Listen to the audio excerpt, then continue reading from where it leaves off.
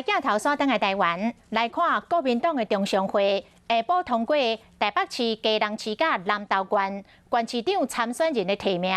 由蒋万安参选台北市长，谢国良参选基隆市长，柯淑华参选南投县长。蒋万安讲会全力以赴，让台北首都拿天再现。感谢朱立伦主席及党内先进对于我这样的年轻世代的信任与期许，将首都之战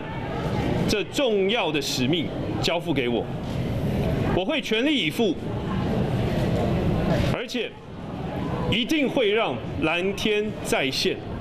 带领所有台北市民挺过疫情，开创新局。蒋万安、谢国良、柯淑华三个人同来营造团结的气势。朱立伦有三个人的手，大声喊加油，期待年底的选战会当开出红盘。